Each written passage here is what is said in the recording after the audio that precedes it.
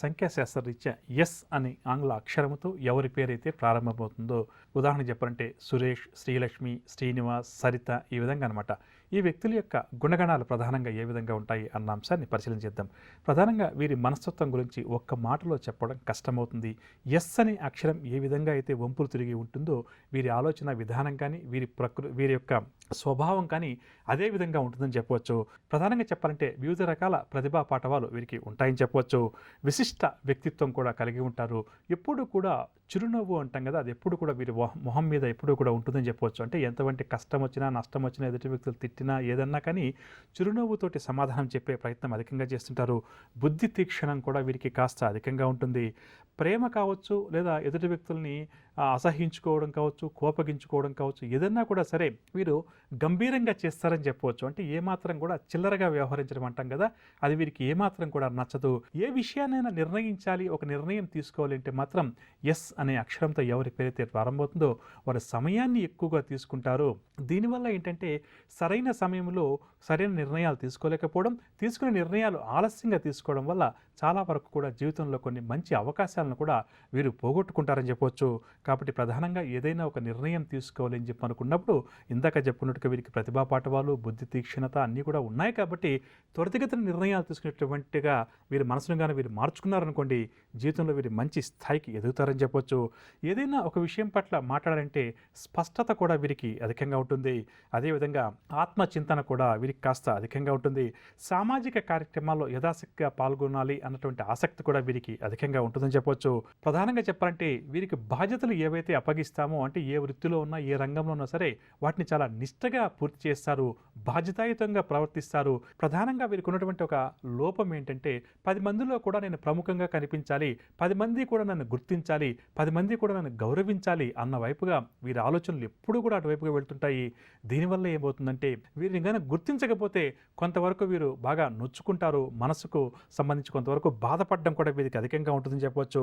అదేవిధంగా వీరు వీలైనంత వరకు కూడా జనంతోటి మంచి రిలేషన్షిప్స్ అంటాం కదా, అవి అన్ని వర్గాల వారితో కూడా ఎక్కువగా పెంచుకునే ప్రయత్నం కూడా ఎప్పుడూ చేస్తుంటారు. ధనార్జన కన్నా కూడా వీరికి జ్ఞానాన్ని సంపాదించుకోవాలి, తెలివితేటలు అధికంగా ఉండాలి, 10 మంది కూడా నన్ను గుర్తించాలి, డబ్బు ఈరోజు వస్తుంది రేపు పోతుంది, కానీ నాకున్నటువంటి సరస్వతీ కటాక్షం ఏదైతే ఉందో ఇది 10 మందికి ఉపయోగపడాలి, దీనివల్ల నన్ను 10 మంది గుర్తించాలి అన్న వైపుగా వీరి ఆలోచన విధానం అధికంగా కూడా కొనసాగుతుందని చెప్పవచ్చు. ప్రధానంగా వీరు ధనాన్ని, హోదాన్ని వీరు జీవితంలో సంపాదించుకున్నప్పటికీ కూడా తమ వస్తువులను ఎవరికైనా ఇవ్వాలి అంటే మాత్రం వీరి మనసు ఏమాత్రం కూడా అంగీకరించరు. అంటే వీరికి ఏదైనా వీరి దగ్గర వస్తువులు ఉన్నాయనుకోండి, ఇతర వ్యక్తులు కొన్న వస్తువులు కావచ్చు, లేకపోతే బహుమానంగా ఇచ్చిన వ్యక్తులు ఏమైనా ఉన్నాయనుకోండి, అవి వీరికి ఉపయోగం లేకపోయినా సరే అలాగే తమ ఇంట్లో దాచుకునే ప్రయత్నమే చేస్తారు తప్పితే ఎట్టి పరిస్థితుల్లో కూడా ఎదుటి వ్యక్తులకు ఆ వస్తువు ఉపయోగపడుతుంది అంటే కూడా ఏమాత్రం ఎవరు. దీనివల్ల ఏంటంటే కొంతవరకు వీరిని సమాజంలో ఉన్నటువంటి వ్యక్తులు కానీ, కుటుంబ సభ్యులు కానీ వీరిని పిసినారులుగా కూడా కొంతవరకు గుర్తించే ప్రయత్నం చేస్తారు. కానీ పిసినారితనం వీరికి ఉండదు, కానీ తమకు ఇష్టమైనటువంటి వస్తువులను మాత్రం ఎదుటి వ్యక్తులకు ఇవ్వడానికి మాత్రం వీరు ఏమాత్రం కూడా ఇష్టపడరని చెప్పవచ్చు.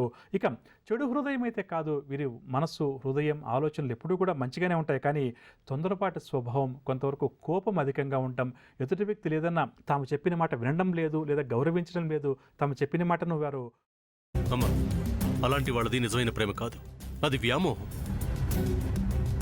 ఎగ్జాక్ట్లీ చిన్నత్త, నిజంగా ప్రేమించుకున్న వాళ్ళు అలా చేయరు. ఎంత మనసు విరిగిపోతే కన్న కూతుర్ని పట్టుకొని మా దృష్టిలో చచ్చిపోయా ఉంటుందా తల్లి?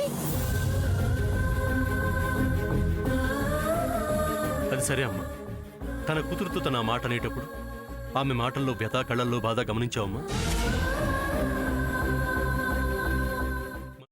పెద్దబాబుకు బర్త్డే విషెస్ చెప్పు కూడా వెళ్ళాం కదా. ఊరికే ఎలా కాలిపోతుంది? మంట పెడితేనో పడితేనో తగలబడుతుంది.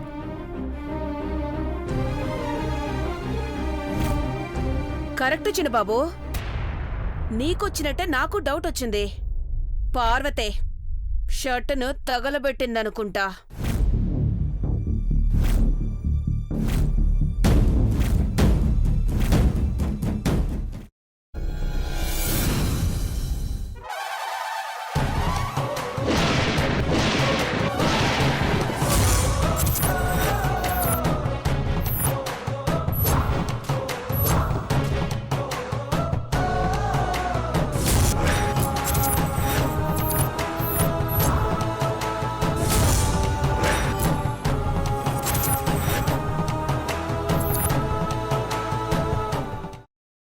తీసుకున్న తర్వాత పొట్టు తీసేసి చాప్ చేసి పక్కన పెట్టుకోవాలి.